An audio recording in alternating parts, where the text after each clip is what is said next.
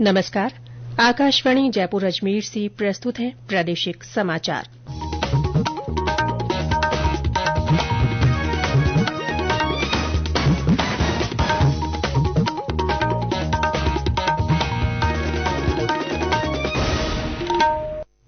मुख्य समाचार।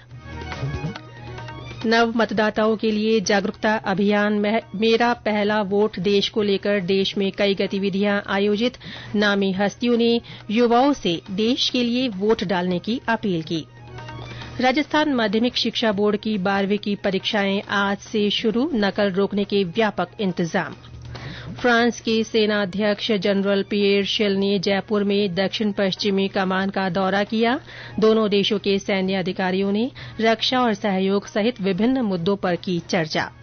और प्रदेश में कल से कई जिलों में तेज हवाओं के साथ बारिश की संभावना।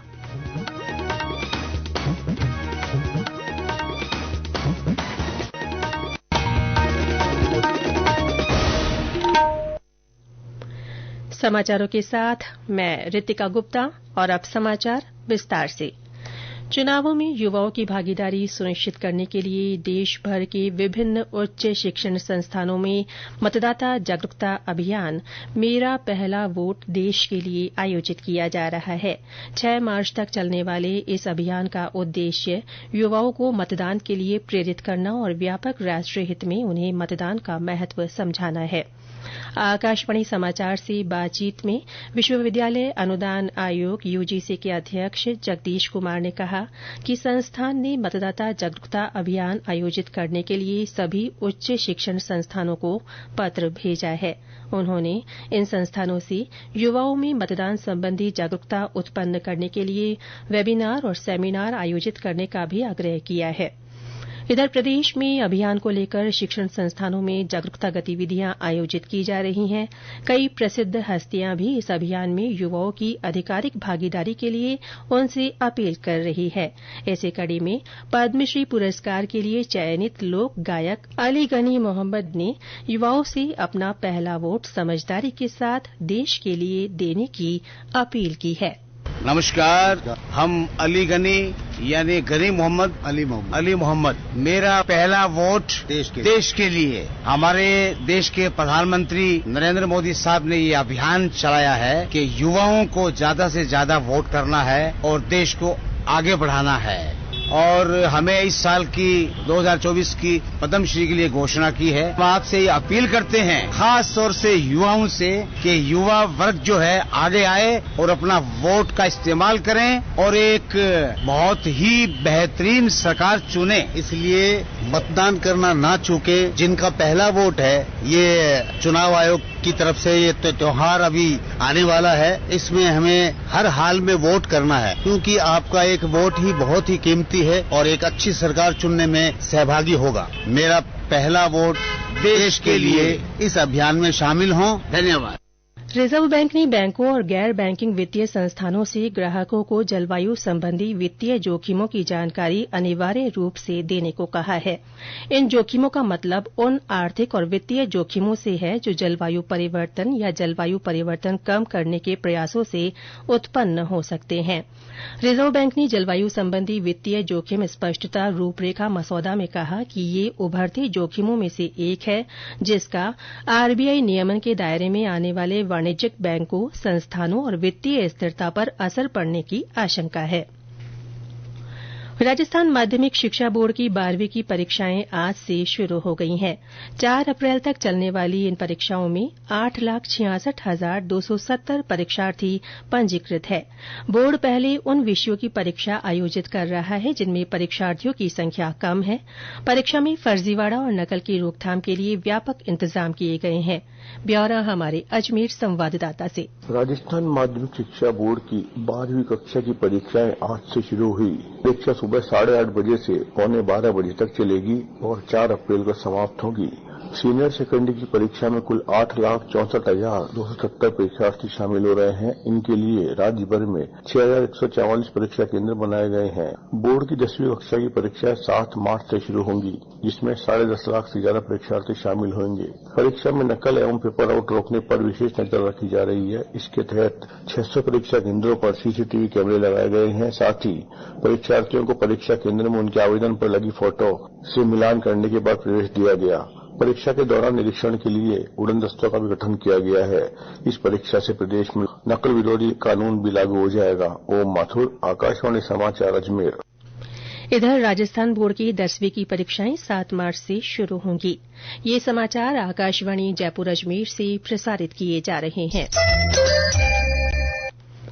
फ्रांस के सेनाध्यक्ष जनरल पियर शिल ने कल जयपुर स्थित दक्षिण पश्चिमी कमान का दौरा किया। कमान के आर्मी कमांडर लेफ्टिनेंट जनरल धीरज सेठ ने फ्रांसीसी जनरल का स्वागत किया।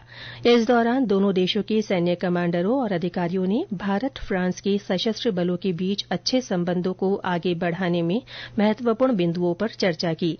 जनरल पियर शिल का ये भारत दौरा दोनों देशों के बीच रणनीतिक सहयोग को मजबूत करने, सुरक्षा और तकनीक सहित विभिन्न क्षेत्रों में पारस्परिक इच्छा को दर्शाता है। उनका ये दौरा दोनों सेनाओं के बीच द्विपक्षीय सहयोग को मजबूत करने और क्षेत्रीय स्थिरता तथा अंतर्राष्ट्रीय सुरक्षा को बढ़ावा देने में फ्रांस के समर्पण का भी प्रतीक है। सामाजिक न्याय और अधिकारिता मंत्रालय की ओर से जोधपुर के शिल्पग्राम में आज से शिल्प समागम मेला शुरू होने जा रहा है। केंद्र सरकार की सबका साथ सबका विकास भावना के मूल मंत्र पर आधारित इस मेले में राजस्थान सहित विभिन्न राज्यों के अनुसूचित जाति और पिछड़े वर्ग से जुड़े हस्तशिल्पी, हथकरघा कारीगर और हर्बल निर्माता अपने उत्पादों की बिक्री करेंगे। समाज के पिछड़े और लक्षित वर्ग के उत्थान के उद्देश्य से आयोजित इस मेले का उद्देश्य करीब 14 राज्यों के 100 अनुसूचित जाति, पिछड़े वर्ग और सफाई कर्मचारियों के लाभार्थियों को अपने उत्पाद के प्रदर्शन और बिक्री के लिए एक बड़ा मंच प्रदान करना है। भारत सरकार के सामाजिक न्याय और अधिकारिता मंत्रालय के शीर्ष निगमों के माध्यम से आयोजित ये मेला 8 मार्च तक चलेगा। देश के विभिन्न राज्यों के उत्कृष्ट हस्तशिल्प, हथकरघा, हर्बल और हैंडमेड प्रोडक्ट की प्रदर्शन के साथ बिक्री के लिए उपलब्ध होंगे। मेले के माध्यम से समाज के लक्षित और पिछड़े वर्ग को सशक्त और आत्मनिर्भर करना है, जिससे इन प्रदर्शनियों के माध्यम से भाग लेने वाले लाभार्थियों को अच्छी बिक्री होने से उन्हें अपने व्यवसाय के लिए हुए ऋण को चुकाने में मदद मिल सके। रामेश्वर बेड़ा, आकाशवाणी समाचार, जोधपुर। प्रदेश में बार बार मौसम में बदलाव के बीच सर्दी का असर बना हुआ है। बीते 24 घंटों के दौरान ज्यादातर जिलों में तापमान में उतार चढ़ाव का दौर जारी रहा। मौसम विभाग के अनुसार कल से कई जिलों में तेज हवाओं के साथ बारिश होने और बिजली गिरने की संभावना है। मौसम केंद्र जयपुर के निदेशक राधेश्याम शर्मा ने बताया कि कुछ जिलों में ओलावृष्टि के भी आसार हैं। 1 मार्च से एक नया पश्चिमी विक्षोभ सक्रिय होगा और इसके प्रभाव से पश्चिमी राजस्थान और आसपास में एक इंड्यूस साइक्लोनिक सर्कुलेशन भी बनने की संभावना है। क्योंकि सिस्टम की तीव्रता ज्यादा है, इसलिए 1 मार्च दोपहर से ही पश्चिमी राजस्थान के सीमावर्ती क्षेत्रों, खासकर जैसलमेर, जोधपुर, बीकानेर, गंगानगर, हनुमानगढ़ में दोपहर से ही मेघगर्जन और कहीं कहीं लाइटनिंग के साथ हल्की बारिश का दौर शुरू होगा। 1 मार्च की रात्रि और 2 मार्च के दौरान राजस्थान के शेष भागों में भी, यानी जयपुर संभाग, वहीं अजमेर, भरतपुर और पश्चिमी राजस्थान के कुछ भागों में मेघगर्जन के साथ कहीं कहीं हल्की मध्यम बारिश, अचानक तेज हवाएं और 1-2 स्थानों पर ओलावृष्टि होने की भी संभावना रहेगी। रेल मंत्रालय ने नीमच, सिंगोली, बेगू, रावतभाटा और कोटा के बीच नई रेलवे लाइन के सर्वेक्षण की मंजूरी दे दी है। भाजपा प्रदेश अध्यक्ष और सांसद सीपी जोशी ने चित्तौड़गढ़ की जनता की मांग मंजूर करने के लिए रेल मंत्री का आभार व्यक्त किया है। उन्होंने बताया कि 200 किलोमीटर की नई रेल लाइन के सर्वे के लिए 5 करोड़ 3.25 लाख रुपए की राशि मंजूर की गई है। नई रेल लाइन बनने से कोटा से नीमच की दूरी में कमी आएगी। और अंत में मुख्य समाचार एक बार फिर। नव मतदाताओं के लिए जागरूकता अभियान मेरा पहला वोट देश को लेकर देश में कई गतिविधियां आयोजित की जा रही हैं। नामी हस्तियों ने युवाओं से देश के लिए वोट डालने की अपील की है। राजस्थान माध्यमिक शिक्षा बोर्ड की 12वीं की परीक्षाएं आज से शुरू हो गई हैं। नकल रोकने के लिए व्यापक इंतजाम किए गए हैं। फ्रांस के सेना अध्यक्ष जनरल पिएर शिल ने जयपुर में दक्षिण पश्चिमी कमान का दौरा किया। दोनों देशों के सैन्य अधिकारियों ने रक्षा और सहयोग सहित विभिन्न मुद्दों पर चर्चा की। और प्रदेश में कल से कई जिलों में तेज हवाओं के साथ बारिश की संभावना है। इसके साथ ही प्रादेशिक समाचार बुलेटिन समाप्त हुआ। नमस्कार।